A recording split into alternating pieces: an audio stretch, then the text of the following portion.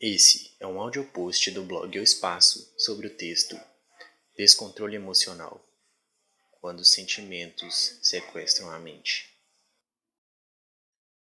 Foi uma tragédia de erros. Matilda Crabtree, 14 anos, apenas queria dar um susto no pai. Saltou de dentro do armário e gritou "Bu!" no momento em que os pais voltavam, à 1 da manhã, de uma visita a amigos. Mas Bob Crabtree e sua mulher achavam que Matilda estava em casa de amigas naquela noite, quando, ao entrar em casa, ouviu ruídos.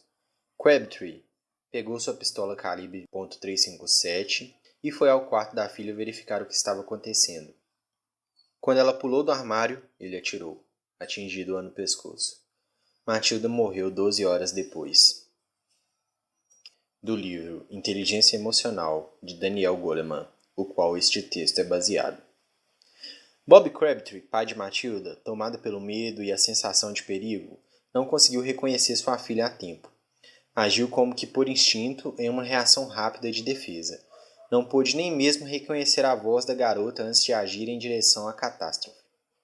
Bob sofreu um sequestro emocional. Sequestro emocional é quando uma emoção muito forte toma conta do nosso cérebro e determina nossas ações, bloqueando a nossa capacidade de raciocínio e ponderação. Isso não é apenas característico de eventos isolados e tragédias como a da família Crabtree.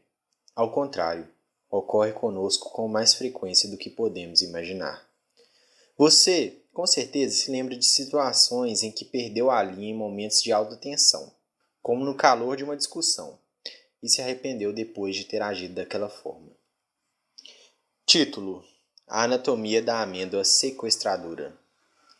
Na nossa complexa estrutura cerebral, temos as amígdalas, feixes em forma de amêndoa que se situam acima do tronco cerebral, uma de cada lado do cérebro. Essas amígdalas, junto com o hipocampo, são responsáveis pelo aprendizado e memória do cérebro, sendo elas as especialistas nas questões emocionais. Sem elas, perdemos a capacidade de significar emocionalmente os fatos, a chamada cegueira afetiva. Sem a amígdala, perderíamos os interesses nas pessoas, toda e qualquer paixão e a identificação de qualquer sentimento. Fosse ele medo, dor ou raiva, enfim. Sem a amígdala, não teríamos lágrimas. Não saberíamos cooperar, competir ou viver em sociedade, e não sentiríamos afeto por ninguém, nem mesmo aquela pessoa mais próxima. E é exatamente essa pequena amêndoa a responsável pelo sequestro emocional. A amígdala pode assumir o controle das nossas funções, enquanto o cérebro pensante, o neocórtex, responsável pela ponderação mais elaborada, ainda toma uma decisão. Veja mais um exemplo de inteligência emocional. Bia dirigiu 2 horas até Boston, para tomar um café da manhã, almoço e passar o dia com o namorado. Durante o desjejum, ele lhe deu um presente que ela vinha querendo há meses, uma gravura difícil de achar, trazida da Espanha. Mas seu prazer se dissolveu assim que sugeriu irem à matinê de um filme que queria muito ver, após o desjejum, e o namorado a chocou dizendo-lhe que não podia passar o dia com ela, pois tinha um treino de softball. Magoada e incrédula, ela se levantou em prantos, deixou a lanchonete e, no impulso, jogou a gravura na lata de lixo. Meses depois, contando o incidente, não é de ter saído que Bia se arrepende, mas da perda da gravura. Essa cena te recorda alguma situação semelhante? Aqueles momentos de reações cheias de paixão que, quando a poeira abaixa, sobe aquela fagulha de remorso. E aqui que o papel da amígdala é chave para nos tornarmos irracionais tão facilmente. Imagine o sistema de segurança de um prédio conectado diretamente ao corpo de bombeiros, SAMU, polícia e até mesmo a associação do bairro. Quando soa o alarme, a qualquer sinal de perigo, uma mensagem de emergência é enviada a todos pedindo mobilização urgente. É mais ou menos assim que a amígdala trabalha. Atuando como uma sentinela, ela está sempre atenta aos sinais que vêm dos nossos sentidos, traçando um paralelo com toda a nossa experiência em busca de eventuais problemas e fazendo, a cada situação, perguntas do tipo: isso é algo que me fere? É algo perigoso, algo que temo? É algo que odeio? Se, em algum momento, a resposta se aproxima de um sim, a amígdala reage imediatamente, disparando o alarme de emergência. Nessa hora, o cérebro envia sinais para todo o corpo que entra no modo lutar ou fugir. A pressão sanguínea se eleva, os batimentos disparam e os músculos ficam prontos para a ação. Além disso, ela assume o controle de parte do cérebro para gerenciar a crise. Assim se dá o sequestro emocional. O funcionamento das amígdalas e sua interação com o neocórtex, cérebro pensante, estão no centro da inteligência emocional. Acontece que os sinais sensoriais vindos, por exemplo, dos olhos ou ouvidos, ao contrário do que se pensava o velho consenso, podem se ramificar. Parte deles vão diretamente para a amígdala, sem passar pelo cérebro pensante, permitindo uma análise rápida e uma resposta quase instantânea, antes que o neocórtex possa processar toda a informação cuidadosamente. A antiga teoria da neurociência não enxergava um caminho paralelo ao neocórtex. Esse caminho é como uma pequena viela, um atalhozinho que permite a chegada de algumas informações pontuais ao cérebro emocional, ao mesmo tempo em que a parte pensante recebe o relatório completo. A amígdala pode fazer-nos lançar a ação, enquanto o neocórtex, ligeiramente mais lento, porém mais plenamente informado, traça um plano de reação mais refinado. Esse circuito muito faz para ajudar a explicar o poder da emoção de esmagar a racionalidade. A verdade é que nossas emoções têm uma mente própria com memórias e opiniões independentes. As informações são enviadas dos sentidos para a mente racional, porém parte delas é desviada no atalho, caindo no sistema emocional. E lá, a amígdala pode armazenar lembranças e repertórios que nunca sequer passaram por nosso radar pensante. Assim, criamos a memória emocional. E é daí que amamos ou odiamos coisas sem nem saber exatamente do que se trata.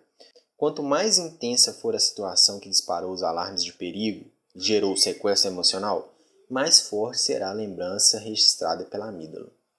O problema é que essas são lembranças assíncronas. A amígdala compara situações passadas com as atuais e, se encontra o mesmo gatilho, deflagra a emergência e realiza o sequestro do cérebro, sem antes ter a devida confirmação. Assim, uma enfermeira do exército, traumatizada pelo incessante fluxo de ferimentos horríveis de que cuidou na guerra, é acometida de repente por uma mistura de pavor, repugnância e pânico, uma repetição de sua reação no campo de batalha, provocada mais uma vez anos depois pelo mau cheiro quando abre a porta de seu armário e descobre que seu filho pequeno enfiou ali uma fralda suja. Título: O jeito então é nos livrar das emoções na tomada de decisão? Como já vimos no texto sobre a raiva, o sequestro emocional foi um mecanismo crucial para a sobrevivência da espécie, em uma época em que os perigos eram inúmeros e a mobilização precisava ser imediata. No tempo das cavernas, uma pequena titubeada poderia significar fome ou morte. Contudo, dentro do nosso sistema social, o perigo já não é mais grandes predadores ou a escassez de alimento. Ainda assim, a memória emocional é importante em qualquer tomada de decisão, seja nos perigos físicos que ainda acontecem, como quando o rapaz que ouviu gritos de uma criança vindos de um lago e pulou sem conseguir saber direito o porquê, e de repente se viu na água salvando uma menina que se afogava. Ou seja, em momentos dos quais podemos e demandamos um planejamento mais elaborado. Através da capacidade de atribuir um significado emocional às coisas com as quais nos relacionamos, é que conseguimos elaborar prioridades e tomar decisões. É com o significado emocional que fazemos nossas escolhas, das mais simples às mais complexas, e determinamos a direção a ser seguida na vida. Portanto, abandonar e suprimir a voz das emoções nunca é o melhor caminho. E só seria um caminho possível se houvesse algum tipo de patologia no seu hipocampo cerebral. Ou seja, não adianta tentar ser aquela pessoa durona, 100% razão e que está o tempo todo no controle. Se você escolheu o que iria comer no almoço, você o fez através do peso emocional que atribuiu a cada opção de alimento. É através do cérebro racional que você reconhece aquele vizinho na calçada, mas só através da amígdala que você consegue entendê-lo como uma pessoa agradável e simpática. O segredo está na harmonia e equilíbrio entre a razão e a emoção. Um cérebro forte, maduro e saudável é capaz de executar uma boa interação das partes entre si. Uma mente inteligente é aquela que se conhece e se reconhece, sabe identificar os motivos que disparam os alarmes das amígdalas, entende os sinais enviados pelo corpo e procura trabalhar a si mesmo em cada situação. Não sendo refém das emoções, podemos moldá-las e torná-las as principais aliadas na busca das transformações que mais almejamos. Para tal, conquiste o seu autoconhecimento e trabalhe a si mesmo. Estamos aqui para auxiliá-lo. E para um olhar inicial, eu te ofereço uma primeira direção abaixo. Título: Se já não há tanto perigo físico dentro do sistema social, o que mais provoca sequestros emocionais? Sabemos que as amígdalas registram os acontecimentos em uma memória emocional e atuam como sentinelas de rápida resposta, atentas a qualquer indício de perigo. Mas, se o perigo físico deixou de ser o principal causador dos sequestros emocionais, o que representa hoje uma ameaça dentro do nosso convívio? O medo de estar só. Como seres sociais, estamos a todo momento tentando fazer parte e ser aceito nos grupos ao nosso redor. Esforçamo-nos para parecermos adequados e procuramos sempre algum tipo de identificação nesses meios. Assim, desenhamos uma aparência que foge de nós mesmos e da nossa essência, o chamado ego, uma aparência dura e ao mesmo tempo muito frágil. Hoje, o que nos ameaça é aquilo que revela e expõe as contradições dessa aparência, aquilo que fere o ego, aquilo que coloca em risco a frágil imagem que tentamos externalizar aos outros. Quanto maior é o ego, maior, mais complexa e mais perfeita é a imagem que tentamos criar para representar aquilo que somos. Quanto maior e mais complexa é essa imagem, mais frágil, mais incoerente e mais distante de nós mesmos ela é. Assim estamos mais preocupados e expostos. Assim estamos mais ameaçados e cuidadosos. E quando aponta alguma rachadura nessa imagem ideal, então estamos furiosos, frustrados e amedrontados.